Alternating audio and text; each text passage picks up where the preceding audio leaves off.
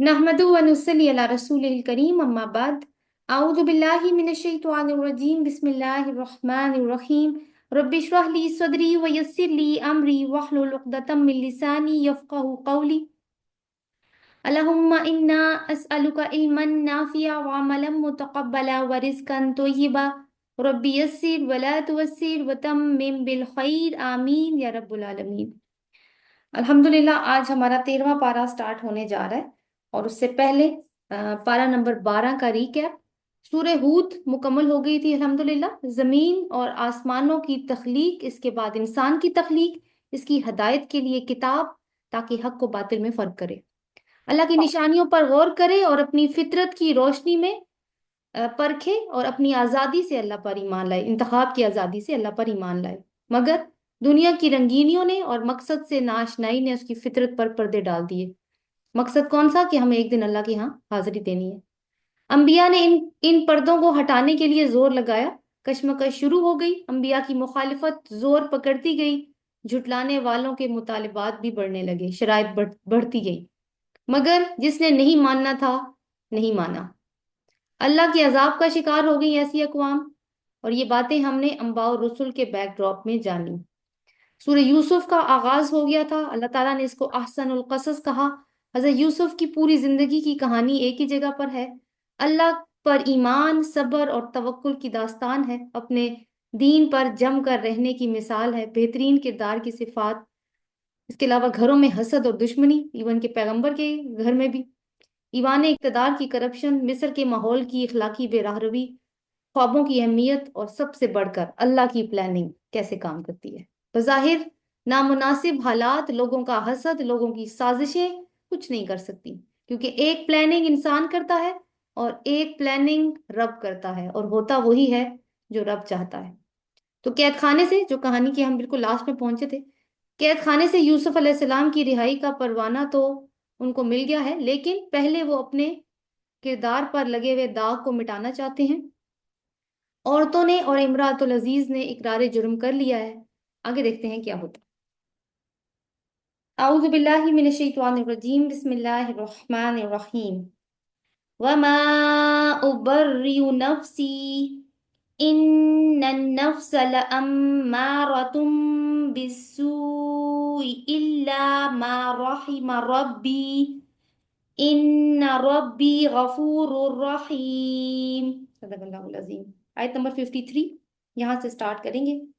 मैं कुछ अपने नफ्स की बरात नहीं करता या करती, ये दोनों तरफ जाएगा, क्योंकि इसमें भी वो वही वाली बात है जैसे मैंने कल कही थी कि जो कल लास्ट हमने चीज पढ़ी थी वो ये थी कि वो ये जान ले कि मैंने दरपर्दा उससे खयानत नहीं की, और जो खयानत करते हैं उनकी चालों को अल्लाह ताला कामयाबी की राह पर नहीं लगाता। ये कल हमने जो लास्ट आयत पढ़ी थी वो ये थी। तो अभी ये है कि अभी तक क्योंकि हजरत यूसुफ अलैहिस्सलाम कैद खाने में मौजूद हैं और बाहर नहीं आए, क्योंकि पहले वो ये चाह रहे हैं कि जो उनके ऊपर इल्जाम लगा था उसकी उसकी सच्चाई सामने आ जाए सबसे।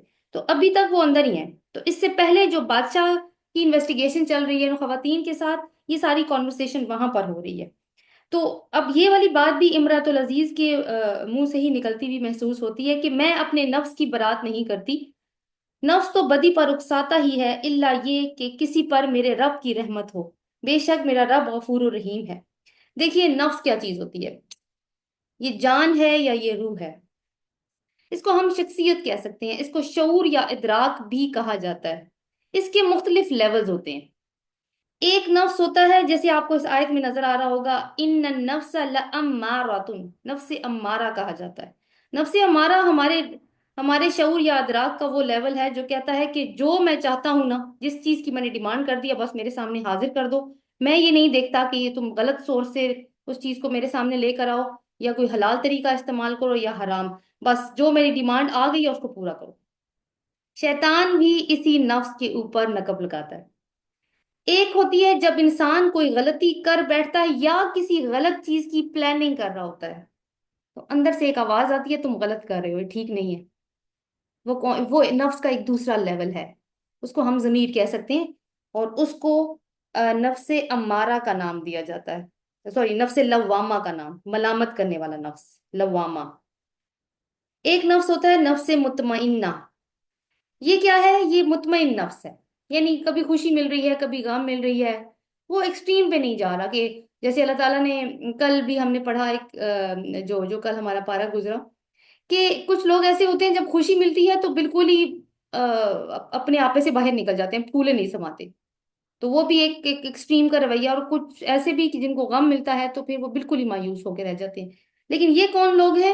یہ بیلنس میں رکھتے ہیں، اپنے آپ کو توازن میں رکھتے ہیں، تو نفس مطمئنہ ہے یہ۔ یہ تین طرح کے لیولز ہیں، اور یہاں پہ کس کی بات ہو رہی ہے؟ نفس امارہ کی بات ہو رہی ہے۔ تو اب یہ والا نفس ہر ایک انسان کے اندر موجود ہے، یوسف علیہ السلام کے اندر بھی موجود ہے اور امراۃ العزیز کے اندر بھی موجود ہے، اور ہم نے یہ دیکھا کہ دونوں نے کس طرح سے اپنا اپنا اپنے آپ کو ظاہر کیا ہے۔ وہ جو ہم نے کردار پڑھا جب اس نے سارے دروازے بند کر دیے اور یوسف علیہ السلام کو دعوت گناہ دی، تو آپ نے دیکھا کہ کس طریقے سے دونوں نفس جو ہیں وہ کام کر رہے ہیں۔ آگے جو بات ہوئی ہے کہ یہ تو برائی پر اکساتا ہی ہے، الا یہ کہ میرے رب کی رحمت ہو، اور میرا رب تو یعنی میرا رب بھی مجھے بچا لے، اور میرا رب تو بہت غفور ہے اور بہت رحیم ہے۔ بادشاہ نے کہا انہیں میرے پاس لاؤ تاکہ میں ان کو اپنے لیے مخصوص کر لوں، یعنی بادشاہ نے اب یہ سوچ لیا ہے کہ کوئی بہت اونچا مقام دینے والا ہے ان کو۔ جب یوسف نے ان سے گفتگو کی، یعنی اب سین اگلا آ گیا، جب یوسف نے ان سے گفتگو، یعنی ڈائریکٹ بات ہوئی ہے آپس میں دونوں کی، اس نے کہا آپ ہمارے ہاں قدر و منزلت رکھتے ہیں، یعنی آپ کو آپ جو چاہیں آپ کو ہم ویسا اختیار دیں گے، اور آپ کی امانت پر پورا بھروسہ ہے۔ ہم امانت پہ بھروسہ کیسے ہو سکتا ہے؟ دیکھیں بادشاہ ایسے شخص کو جس کو وہ پہلے سے جانتا تک نہیں ہے اتنا اعتماد کیسے کر سکتا ہے؟ حالانکہ ابھی تو یوسف علیہ السلام کا اس نے یہ بھی نہیں دیکھا کہ وہ کس طرح کا کام کر سکتے ہیں، کیا کیپیبلٹیز ہیں ان کے اندر، اور بادشاہ کے پاس تو بہت سارے لوگ ہوتے ہیں کام کرنے کے لیے، تو کیسے جانا؟ اس نے جانا ہے اخلاق، ان کے اخلاق سے اور ان کے مضبوط کردار سے، اس لیے کہ کوئی اور ہوتا جس کو یہ پیشکش کی جاتی کہ آپ کو آپ کی رہائی کا پروانہ آ گیا، تو وہ تو خوشی سے پھولے نہ سماتا اور کیا کرتا کہ فوراً باہر آ جاتا۔ لیکن یوسف علیہ السلام نے ایسا نہیں کیا، انہوں نے پہلے یہ ان کو زیادہ بہتر لگا باہر آنے سے کہ نہیں، پہلے میرے کردار کے اوپر جو داغ لگا ہے پہلے وہ دھلنا چاہیے، اس کی صفائی ہونی چاہیے۔ یوسف نے کہا ملک کے خزانے میرے سپرد کر دیجئے، میں حفاظت کرنے والا بھی ہوں اور علم بھی رکھتا ہوں، یعنی کہ امانت داری بھی ہے میرے اندر، میرے پاس تجربہ بھی ہے اور علم بھی ہے۔ یہ تجربہ ان کو کہاں کہاں سے اللہ تعالیٰ نے دلوایا تھا؟ جب یہ امراۃ العزیز کے ساتھ کام کرتے تھے، اور امراۃ العزیز بھی فائنانس منسٹر تھا۔ یعنی یوسف علیہ السلام کو اب یہ تو پتا ہے کہ دربار میں ان کو ایک اچھی خاصی پوزیشن ملنے والی ہے، لیکن وہ کوئی ڈیکوریشن پیس بن کر رہنا نہیں چاہتے، بلکہ اپنی اہلیت کے مطابق انہوں نے کام کی ڈیمانڈ کی ہے، اور کام بھی انہوں نے ایسا چنا ہے۔ ایک تو ان کے پاس اس کا علم ہے، تجربہ ہے، دوسری بات یہ ہے کہ اس کی بہت زیادہ ضرورت بھی پڑنے والی ہے آنے والے حالات میں، جبکہ ملک فائنینشیل کرائسس کا شکار ہونے جا رہا ہے۔ وہ جو خواب کی تعبیر تھی نا کہ قحط والے سال آئیں گے، اس طرح اب یہاں پہ نا اللہ تعالیٰ جو ہے وہ خود کہانی کو چھوڑ کے کامنٹ کر رہے ہیں۔ وَكَذَلِكَ مَكَّنَّا لِيُوسُفَ فِي الْأَرْضِ يَتَبَوَّأُ مِنْهَا حَيْثُ يَشَاءُ نَصِيبُ بِرَحْمَتِنَا مَن نَّشَاءُ وَلَا نُضِيعُ أَجْرَ الْمُحْسِنِينَ، آیت نمبر 56۔ اس طرح ہم نے اس سرزمین میں یوسف کے لیے اقتدار کی راہ ہموار کر دی، وہ مختار تھا کہ اس میں جہاں چاہے اپنی جگہ بنائے، ہم اپنی رحمت سے جس کو چاہتے ہیں نوازتے ہیں، نیک لوگوں کا اجر ہمارے ہاں مارا نہیں جاتا، اور آخرت کا اجر ان لوگوں کے لیے زیادہ بہتر ہے جو ایمان لے آئے اور تقوی کے ساتھ کام کرتے رہے۔ تو یہ کیا ہے؟ یہ اللہ تعالیٰ کی پلان ہے۔ اب دیکھیں اللہ تعالیٰ وہی بات ہے، کہانی کو روک کے کامنٹ کر رہے ہیں تاکہ ہم گزرے ہوئے واقعات پر غور کریں اور دیکھیں کہ اللہ تعالیٰ کی پلاننگ کیسی تھی۔ دیکھیں ہم اللہ کی پلاننگ نہیں سمجھ سکتے، بظاہر ہمیں حالات مشکل نظر آ رہے ہوتے ہیں۔ اب دیکھیں یوسف علیہ السلام کے ساتھ کیا کیا ہوا ہے، وہ کس خیر کا باعث بن سکتے تھے، لیکن وہ جب اللہ تعالیٰ نے یہ پلان کر لیا کہ کوئی کام کرنا ہے تو وہ اسی طرح سے حالات بناتا ہے۔ دوسری بات یہ نوٹ کرنی ہے اس میں ہم نے کہ یہ آیت دوسری دفعہ آئی ہے۔ پہلی بار جب بھائیوں کی سازش کے بعد یوسف علیہ السلام کنویں سے نکل آئے تھے اور وہ مصر کے محل میں پہنچ گئے تھے وہاں پہ، اور اب امراۃ العزیز کی سازش کے بعد جب اب جیل سے نکلے ہیں تو اب دوبارہ سے یہی آیت واپس آئی ہے۔ اب کیا ہے کہ کچھ ٹائم گزر چکا ہے، اگلا سین آ گیا ہے، کچھ ٹائم اتنا یعنی 7-8 سال گزر چکے ہیں، اور اس درمیان میں کیا ہے کہ قحط کا زمانہ وہ والا آ چکا ہے۔ وَجَاءَ إِخْوَةُ يُوسُفَ فَدَخَلُوا عَلَيْهِ، اب وہ والا سین آ گیا جس کا بڑی بے چینی سے ہمیں انتظار تھا۔ یوسف کے بھائی مصر آئے اور اس کے ہاں حاضر ہوئے، اس نے انہیں پہچان لیا مگر وہ اس سے ناشنا تھے۔ پھر جب اس نے ان کا سامان تیار کروایا تو چلتے وقت ان سے کہا اپنے سوتیلے بھائی کو میرے پاس لانا، دیکھتے نہیں ہو میں کس طرح پیمانہ بھر کر دیتا ہوں اور کیسا اچھا مہمان نواز ہوں؟ اگر تم اسے نہیں لاؤ گے تو میرے پاس تمہارے لیے کوئی غلہ نہیں ہے، پھر تم میرے پاس نہ پھٹکنا۔ اب آپ دیکھیں کہ اس پیسج میں سے ہمیں کیا کیا معلومات مل رہی ہیں۔ نمبر ون، کہ یہ بات یوسف علیہ السلام نے اس بنا پر فرمائی ہوگی کہ قحط کی وجہ سے اب ظاہر ہے کہ ہر ایک کو کنٹرول میں ایک راشننگ والی سچویشن ہے نا، وہ بن گئی ہے۔ تو غلہ لینے کے لیے یہ 10 بھائی آئے تھے اور اپنے والد اور اپنے 11ویں بھائی کا حصہ بھی مانگتے ہوں گے، جس پر یوسف علیہ السلام نے کہا ہوگا کہ ٹھیک ہے تمہارا والد تو بوڑھا ہے، وہ تو نہیں آ سکتا، اس کا عذر تو قبول ہو سکتا ہے، لیکن یہ ہے کہ بھائی کے نہ آنے کا کیا معقول سبب ہو سکتا ہے۔ تو اس طرح ابھی تو میں تمہاری زبان کا اعتماد کر کے تمہیں غلہ دے رہا ہوں، لیکن آئندہ نہیں ہوگا یہ کام۔ تو فیئر ڈیل تھی، اسی طرح ہونا چاہیے۔ دوسری بات ہے کہ اس قحط کے دور میں جہاں لوگوں کی مجبوریوں کا آرام سے فائدہ اٹھایا جا سکتا تھا، زیادہ قیمت کے بدلے کم مال دیا جا سکتا تھا، لیکن یوسف علیہ السلام ایسا نہیں کر رہے، پیمانہ بھر کے ہی دے رہے ہیں۔ اور ایک ایک بڑی عجیب بات ہے کہ ایک وزیر خزانہ نہ تو لوگوں کو ہر ایک سے خود ملتا ہے اور نہ ہی سب کے لیے غلہ اپنے ہاتھوں سے ڈال سکتا ہے، جیسے ابھی ہمیں اس سین میں نظر آیا۔ تو اس کو تو وہ اور بڑے کام ہوتے ہیں، اس میں پلاننگ آرگنائزیشن وغیرہ کرنی ہوتی ہے۔ تو یہاں سے ہمیں یوسف علیہ السلام کی مینجمنٹ نظر آ رہی ہے، جو سارے کام کے پیچھے کام کر رہی ہے۔ وہ کیا ہے کہ ظاہر ہے کہ جو لوگ آتے ہوں گے ان کا ڈیٹا وغیرہ، ان کا نام، وہ کتنے لوگ ہیں خاندان کے، کس علاقے سے آئیں، یہ سارا کچھ کلیکٹ کیا جاتا ہوگا۔ اب کیونکہ یہ کم لوگ ہیں اور زیادہ کی ڈیمانڈ کر رہے ہیں، تو ملازمین نے کہا ہوگا نہیں نہیں ہم تمہیں زیادہ نہیں دے سکتے، جاؤ پہلے منسٹر سے پرچی لے کر آؤ، ٹھیک ہے، کیونکہ وہ تمہارا کوٹا اپروو ہوگا تو ہم اس کو دیں گے۔ تو اس طریقے سے جو ہے وہ یوسف علیہ السلام کے سامنے ان کے نام گئے ہوں گے اور ان کو پتہ چلا ہوگا، پھر وہ انہوں نے خود انٹروین کیا۔ پھر انبیاء پر جب انبیاء ذمہ داری نبھاتے ہیں تو پوری پرفیکشن کے ساتھ نبھاتے ہیں۔ یوسف علیہ السلام کا حوصلہ بھی نظر آ رہا ہے کہ احساس تک نہیں دلایا اور ان کو اپنی حقیقت نہیں بتائی کہ وہ کون ہے اور یوسف علیہ السلام کون ہے۔ پھر یہ ہے کہ اللہ تعالیٰ نے یوسف علیہ السلام کو کنویں میں جو وحی کے ذریعے پیغام دیا تھا، اور اب یہ ہے کہ لگتا ہے کہ اس کی حقیقت جو ہے وہ سامنے آنے لگی ہے کہ ایک دن تم ان کو احساس دلاؤ گے کہ انہوں نے تمہارے ساتھ کیا کیا تھا۔ انہوں نے کہا ہم کوشش کریں گے والد صاحب اسے بھیجنے پر راضی ہو جائیں۔ اس کا مطلب ہے یعقوب علیہ السلام اب بہت زیادہ سینسٹیو ہو چکے ہیں اپنے چھوٹے بیٹے کو لے کے، اور ہم ایسا ضرور کریں گے۔ یوسف نے اپنے غلاموں کو اشارہ کیا کہ ان لوگوں کے غلے کے عوض جو مال دیا ہے وہ چپکے سے ان کے سامان میں ہی رکھ دو۔ یہ یوسف نے اس امید پر کیا کہ گھر پہنچ کر وہ اپنا واپس پایا ہوا مال پہچانیں گے، اور عجب نہیں کہ پھر پلٹیں، یعنی وہ دیکھیں گے کہ ہمیں تو اللہ بھی مل گیا اور ہمارے پیسے بھی واپس مل گئے، تو وہ دوبارہ بھی آئیں گے۔ اور دوبارہ آنے کی ساتھ شرط کیا ہے کہ اپنے بھائی کو لے کر آنا ہے، انہوں نے چھوٹے کو ساتھ، جو یوسف علیہ السلام کے بھائی ہیں، اور یوسف علیہ السلام کو اپنے بھائی سے ملنے کا اشتیاق ہے یہاں پہ۔ اب یہاں سے یہ بھی تو پتہ چل رہا ہے یہ بھی اقربا پروری نہیں ہوگی کہ غلہ بھی دے دیا اور پیسہ بھی دے دیا۔ اب ظاہر ہے کہ لوگ دیکھ رہے ہیں، ملازم دیکھ رہے ہیں کہ یہ منسٹر صاحب کیا کر رہے ہیں، تو اس سے تو بدنامی ہو سکتی تھی۔ تو اس سے بھی یہ پتہ چلتا ہے کیونکہ وہ امانت دار ہیں، اپنا کام جانتے ہیں، تو کیا کیا ہوگا ان بٹوین دا لائنز ہمیں پتہ چل سکتا ہے کہ انہوں نے وہ جو ان کے سکے نوٹ دیے ہوں گے ان کو واپس کر دیے ہوں گے اور اپنی طرف سے پھر پیسے خزانے میں جمع کروا دیے ہوں گے۔ اینی وے، جب وہ فلما رجعوا الى ابيهم قالوا يا ابانا منع منا الكيل فارسل معنا اخانا نقتل وانا له لحافظون، آیت نمبر 63۔ جب وہ اپنے باپ کے پاس گئے تو کہا ابا جان آئندہ ہم کو غلہ دینے سے انکار کر دیا گیا ہے، لہٰذا آپ ہمارے بھائی کو ہمارے ساتھ بھیج دیجئے تاکہ ہم غلہ لے کر آئیں اور اس کی حفاظت کے ہم ذمہ دار ہیں۔ ایسی بات تو یعقوب علیہ السلام ایک دفعہ پہلے بھی سن چکے ہیں نا کہ ہم اس کی حفاظت کے ذمہ دار ہیں۔ باپ نے جواب دیا کیا میں اس کے معاملہ میں تم پر ویسے ہی بھروسہ کروں جیسا کہ اس سے پہلے اس کے بھائی کے معاملے میں کر چکا ہوں؟ بھائی کا نام نہیں لیا، یوسف علیہ السلام کا نام نہیں لیا، صرف کہا بھائی، اس لیے کہ وہ یوسف علیہ السلام کا نام لے کے ابھی تک چڑھتے ہیں۔ اللہ ہی بہتر حفاظت ہے اور وہ سب سے بڑھ کر رحم کرنے والا ہے۔ یعنی اتنا ٹائم گزرنے کے باوجود آپ دیکھیں یوسف علیہ السلام کے اندر کوئی کڑواہٹ نظر نہیں آ رہی، اور صبر جمیل والی بات، اور یہ ہے کہ اللہ کا ذکر کیا ہے۔ اور آپ دیکھیں کہ یوسف علیہ السلام بھی تو بات بات پہ اللہ کو یاد کرتے ہیں، اللہ کا ذکر کرتے ہیں، کہاں سے سیکھا ہوگا؟ اسی باب سے۔ پھر جب انہوں نے اپنا سامان کھولا تو دیکھا کہ ان کا مال بھی انہیں واپس کر دیا گیا ہے۔ یہ دیکھ کر وہ پکار اٹھے ابا جان ہمیں اور کیا چاہیے، دیکھیے یہ ہمارا مال بھی ہمیں واپس کر دیا گیا ہے، بس اب ہم جائیں گے اور اپنے اہل و عیال کے لیے رسد لے کر آئیں گے اور اپنے بھائی کی حفاظت بھی کریں گے اور ایک اونٹ بھر غلہ مزید بھی لے کر آئیں گے، اتنے غلہ کا اضافہ آسانی کے ساتھ ہو جائے گا۔ ان کے باپ نے کہا میں اس کو ہرگز تمہارے ساتھ نہیں بھیجوں گا جب تک کہ تم اللہ کے نام پر مجھ کو عہد نہ دے دو کہ اسے میرے پاس ضرور واپس لے کر آؤ گے، الا یہ کہ تم گھیر ہی لیے جاؤ۔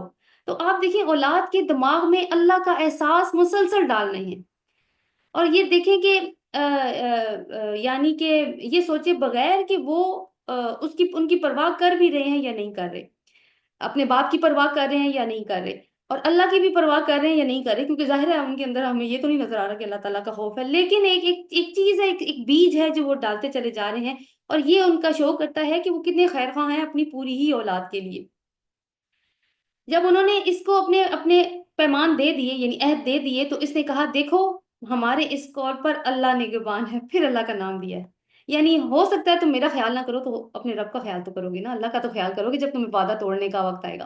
تو یعقوب علیہ السلام ایک ویک پوزیشن پہ موجود ہیں، لیکن پھر بھی آپ دیکھیں کہ انہوں نے ایک شرط رکھ دی ہے، اور ہو سکتا ہے کہ یہی ایک راستہ بن جائے ان کے بچوں کے سدھرنے کا، کیونکہ ایک باپ اپنے ایک بچے کے لیے نہیں، سب کے لیے سنسیئر ہوتا ہے۔ پھر اس نے کہا میرے بچوں، مصر کے دارالسلطنت میں ایک دروازے سے داخل نہ ہونا، بلکہ مختلف دروازوں سے جانا، مگر میں اللہ کی مشیت سے تم کو نہیں بچا سکتا، حکم اس کے سوا کسی کا نہیں چلتا، اس پر میں نے بھروسہ کیا، جس کو بھی بھروسہ کرنا ہو اسی پر بھروسہ کرے۔ ایک تدبیر تھی جو انسان کو کرنی چاہیے، اور یہ ہے کہ ایک تو اللہ کا پلان تو ہے، لیکن انسانوں کا پلان بھی ساتھ ساتھ چلتا ہے ساتھ ساتھ۔ تو ایک تو یہ کہہ رہے ہیں کہ بچوں تم ایک دروازے سے داخل نہ ہونا، کیونکہ ابھی ظاہر ہے کہ مشکلات کا دور ہے، قحط کا دور ہے، اتنا بڑا جتھا ہے، نوجوان ہیں، تو وہ اگر ایک دروازے سے داخل ہوئے تو لوگ سمجھیں گے کہ میں بھی غلط ارادے سے آئے ہیں، چوری وغیرہ کرنے آئے ہیں، تو تم الگ الگ دروازوں سے داخل ہونا۔ تو یہ ایک احتیاط بتائی ہے انہوں نے کہ یہ احتیاط ہے، تم کر لینا، باقی جو اللہ کی پلاننگ ہوگی اس کے اوپر تو کسی کا کوئی بس نہیں چلتا۔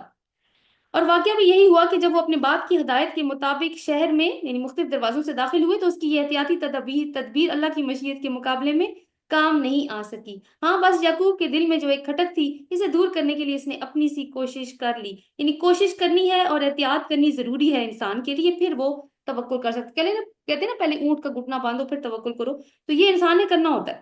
ہاں بس یعقوب کے دل میں جو ایک کھٹک تھی، اسے دور کرنے کے لیے اس نے اپنی سی کوشش کر لی، بے شک وہ ہماری دی ہوئی تعلیم سے صاحب علم تھا، اور اللہ کی یہی تعلیم ہے کیا کہ پہلے اپنی کوشش کرو، اس کے بعد دعائیں مانگو، مگر اکثر لوگ معاملہ کی حقیقت کو نہیں جانتے۔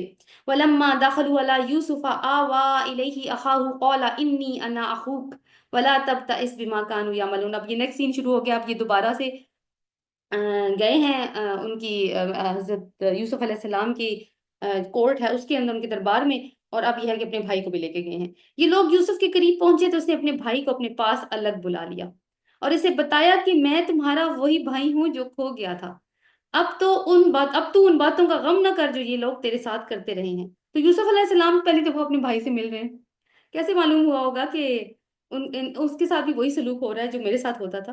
تو ہو سکتا ہے چہرے کے تاثرات نے بتا دیا ہو سارا کچھ، اور دوسری بات یہ ہے کہ پہچان ہو جانے کے بعد بھائی بھی خود بھی بتا سکتا ہے کہ میرے ساتھ کیا ہوتا رہا، اور ظاہر ہے کہ یوسف کا ایک ذکر تو ہوتا ہوگا نا اپنے باپ کے یعقوب علیہ السلام سے، اور یعقوب علیہ السلام نے بتایا ہوگا کہ کیا حالات ہوئے ہوں گے کہ جب یوسف گم ہو گئے۔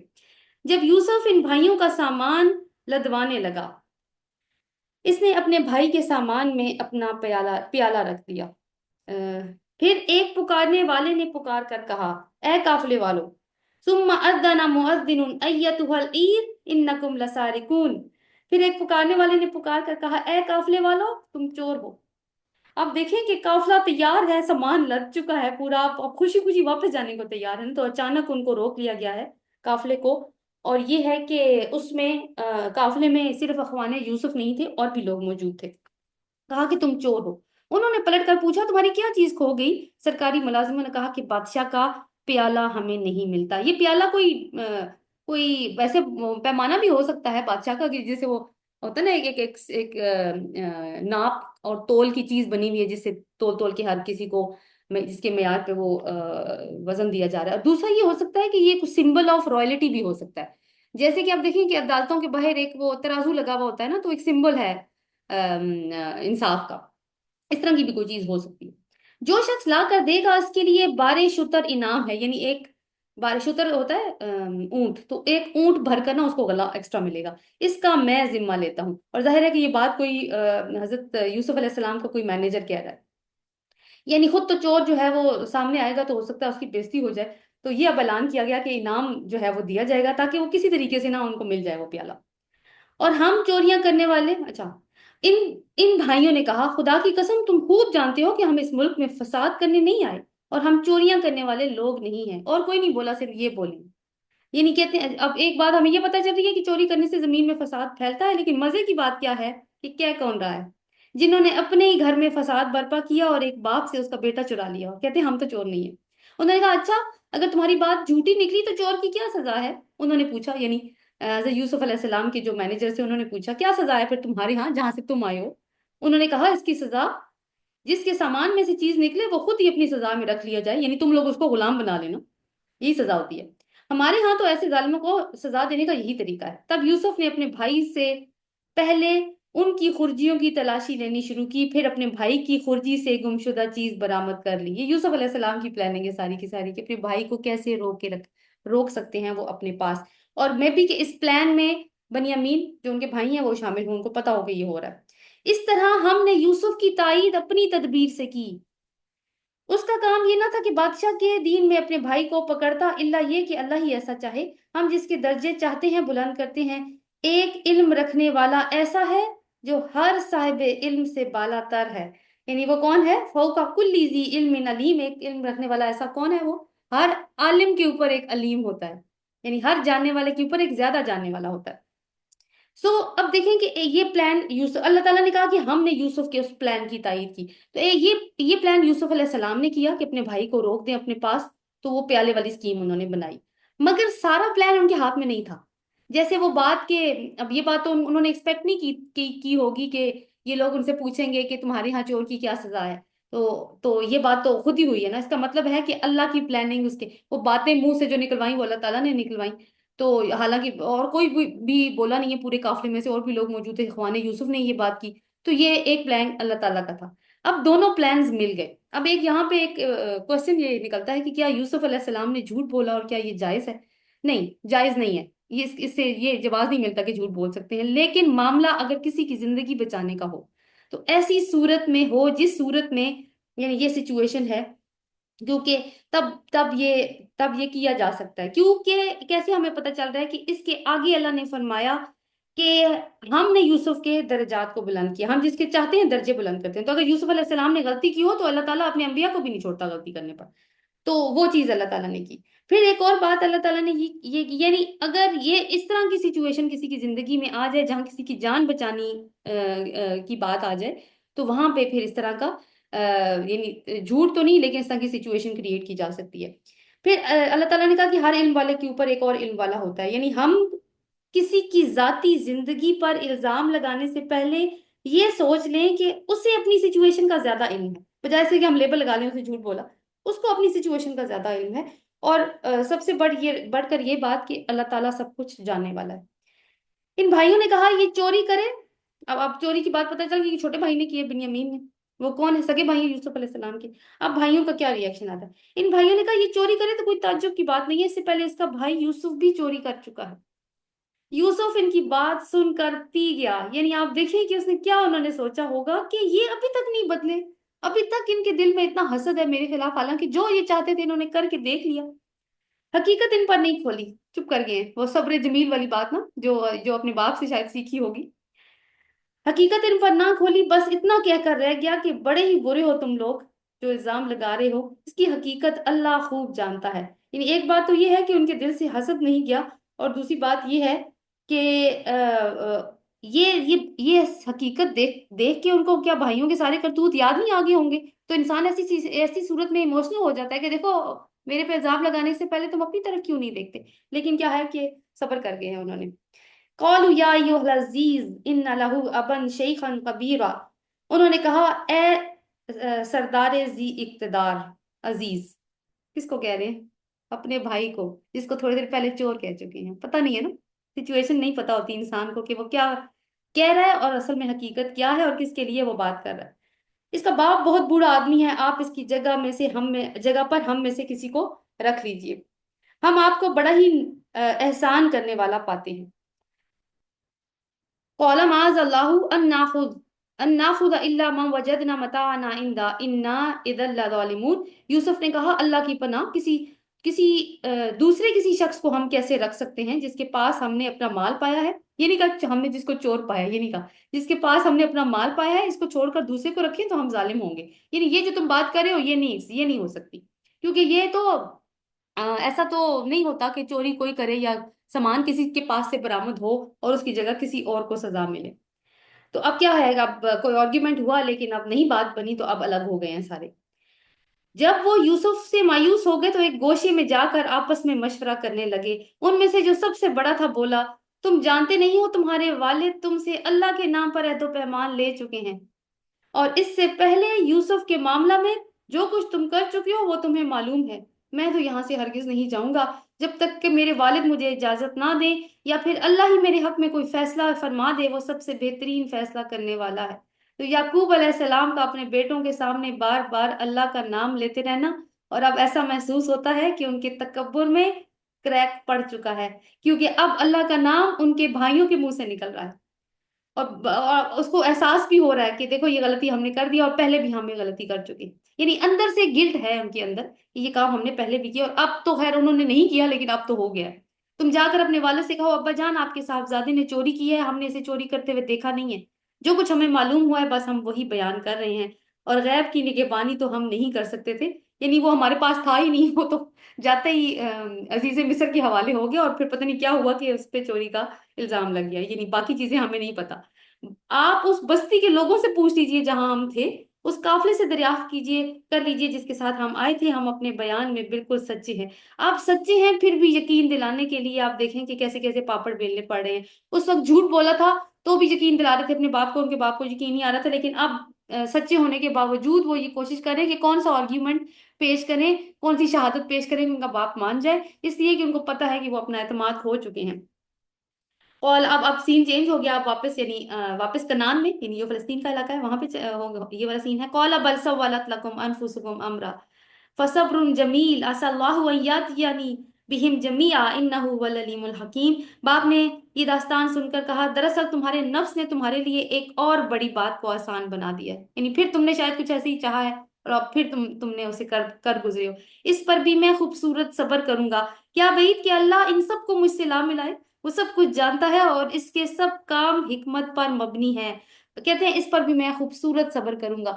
صبر بدصورت بھی ہو سکتا ہے، ہاں جی ہوتا ہے، جب انسان پہ سچویشن ایسی پڑتی ہے اور پھر پہلے وہ روتا ہے پیٹتا ہے شکایتیں کرتا ہے اور پھر کہتا ہے کہ اب میں نے صبر کر لیا، وہ خوبصورت صبر نہیں ہوتا۔ رسول اللہ صلی اللہ علیہ وسلم نے فرمایا صبر تو پہلی چوٹ پر ہوتا ہے۔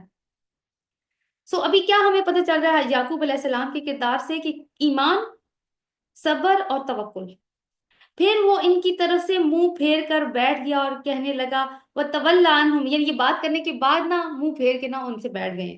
وَتَوَلَّ عَنْهُمْ قَالَ يَا أَسَفَ عَلَى يُوسُف، کہاں کس کا نام لیا؟ اب یوسف کا نام لیا۔ وَابْيَضَّتْ عَيْنَاهُ مِنَ الْحُزْنِ فَهُوَ كَظِيمٌ، کظیم کا مطلب ہوتا ہے ایک انسان گلے تک بھر جائے غصے سے اور تکلیف سے اور غم سے گلے تک آ جائے۔ کبھی ایسا ہمیں بھی محسوس ہوتا ہے کہ جب ہمیں بہت زیادہ غصہ یا کچھ چیز گھٹن ہو رہی ہو نا، ہم کسی چیز کا اظہار نہ کر پا رہے ہیں، تو لگتا ہے ہم گلے تک بھر چکے ہیں۔ یہی حالت ہے یعقوب علیہ السلام، اس حالت تک پہنچ چکے ہیں۔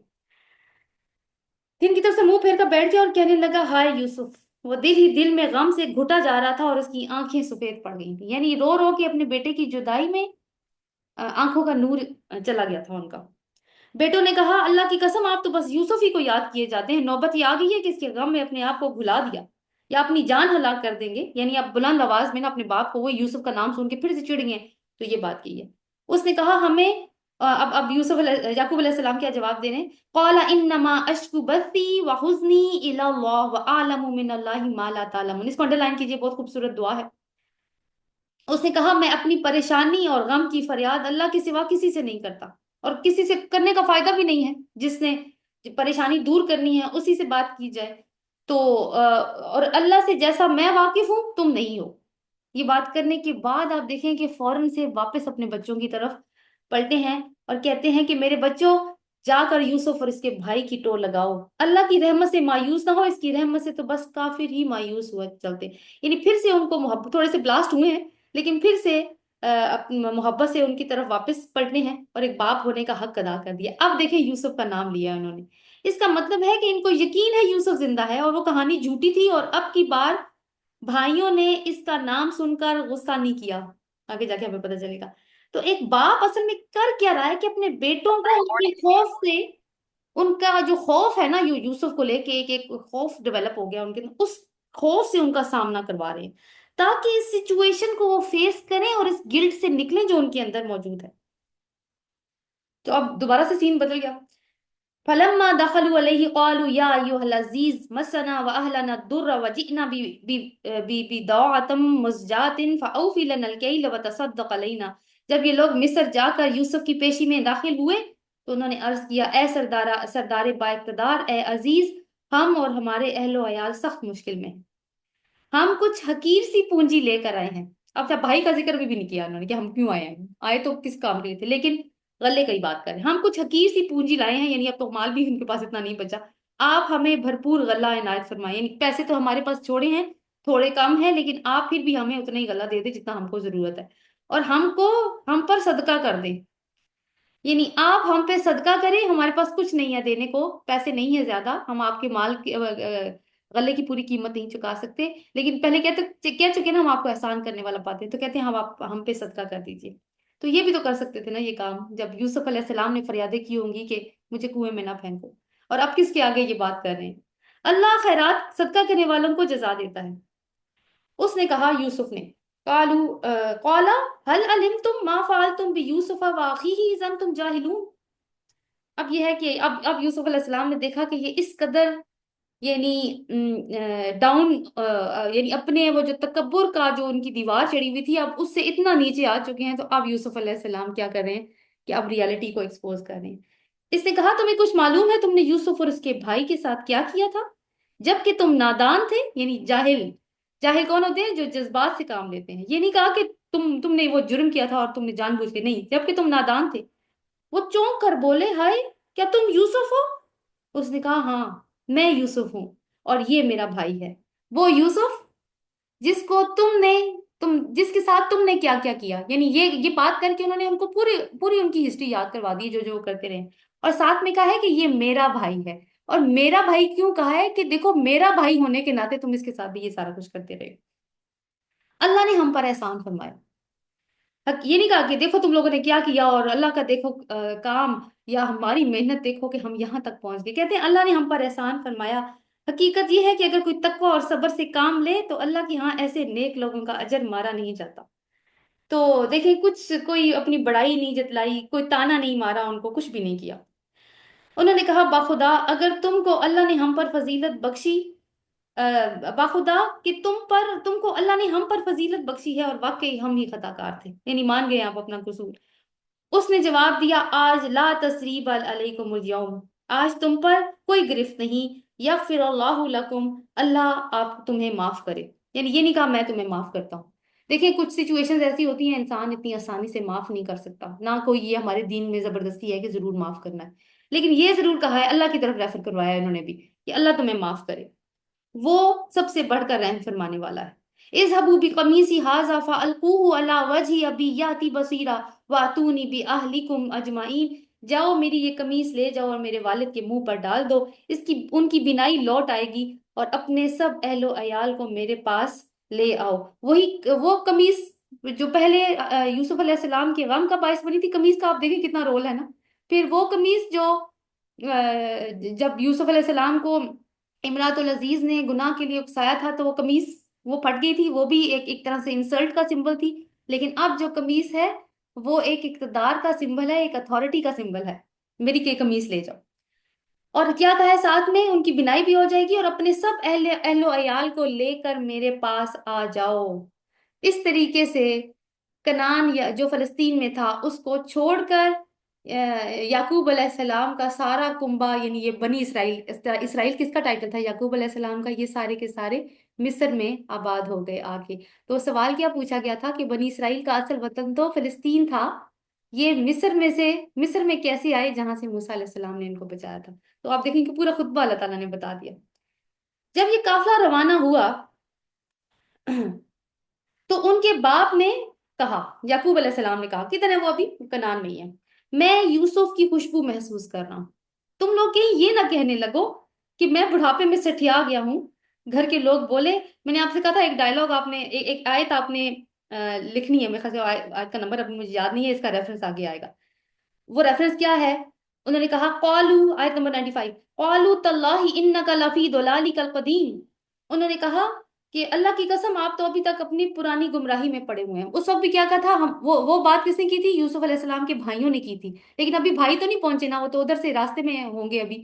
یہاں پہ یہ بات کون کر رہا ہے؟ ان بھائیوں کی اولاد کر رہی ہے. الفاظ بھی آپ دیکھیں کہ کوئی زیادہ کمی نہیں، مطلب سملر وکیبلری یوز ہو رہی ہے. اس کا کیا مطلب ہے کہ بچے والدین سے کتنا کچھ لیتے ہیں، سیکھتے ہیں، ایون کہ وہ ان کے الفاظ کو بھی کاپی کرتے ہیں. تو یہ کتنا اہم ہے، یعنی والدین کی ذمہ داری کتنی اہم ہے، اور یہ کتنی امپورٹنٹ جاب ہے جو ایک ماں اور ایک باپ ادا کرتا ہے اپنے بچوں کی زندگی میں، کہ ایک ایک چیز. اور دیکھیں بچے وہ نہیں کرتے جو ہم ان کو کرنے کو کہتے ہیں، وہ کرتے ہیں جو وہ ہمیں کرتے ہوئے دیکھتے ہیں. تو ہمیں کیا بننا ہے پھر؟ ہمیں اپنے بچوں کو جیسا ہم دیکھنا چاہتے ہیں ویسا ہمیں پھر خود بن کے دکھانا پڑتا ہے. پھر جب خوشخبری لانے والا آ گیا تو اس نے یوسف کا قمیص یعقوب کے منہ پر ڈال دیا اور یکا اس کی بینائی لوٹ آئی. تب اس نے کہا، میں نے تم سے کہتا تھا، میں اللہ کی طرف سے وہ کچھ جانتا ہوں جو تم نہیں جانتے. سب بول اٹھے، قالوا یا ابانا استغفر لنا ذنوبنا انا كنا خاطئین. انہوں نے کہا آپ ہمارے گناہوں کی بخشش کے لیے دعا کریں، واقعی ہم خطا کار تھے. اس نے کہا میں اپنے رب سے تمہارے لیے معافی کی درخواست جلدی کروں گا، وہ بڑا معاف کرنے والا اور رحیم ہے. دیکھیں یہ نہیں کہا میں ضرور کرتا ہوں، میرا اللہ تمہیں ضرور معاف کر دے گا. اس لیے کہ یعقوب علیہ السلام کا بھی دل کچھ کم نہیں دکھایا ہوا ان کے بچوں نے. سو کہا ہے کہ میں کروں گا ضرور درخواست. پھر جب یہ لوگ یوسف کے پاس پہنچے تو اس نے اپنے والدین کو اپنے ساتھ بٹھا لیا اور اپنے سب کنبے والوں سے کہا کہ اس شہر میں امن کے ساتھ داخل ہو جاؤ انشاءاللہ. تو پوری فیملی داخل ہو گئی ہے. اب داخل جب ہوگی تو اس نے اپنے والدین کو اٹھا کر اپنے پاس تخت پر بٹھایا اور سب اس کے آگے بے اختیار سجدے میں جھک گئے. یعنی یہ سجدہ وہ نہیں ہے جو ہم ماتھے پہ ماتھا ٹیکتے ہیں زمین پہ، کیونکہ اس کی اجازت تو صرف اللہ تعالیٰ کے دین میں صرف اللہ ہی کو ہے. بس یہ ہے کہ جھک گئے، یعنی انہوں نے ایک اس قسم کا ریورنس یا رسپیکٹ شو کی ان کے لیے. یوسف نے کہا ابا جان یہ تعبیر ہے میرے اس خواب کی جو میں نے پہلے دیکھا تھا، وہی والا خواب جہاں سے کہانی کا آغاز ہوا تھا. اب اس کی تعبیر بھی مل گئی. میرے رب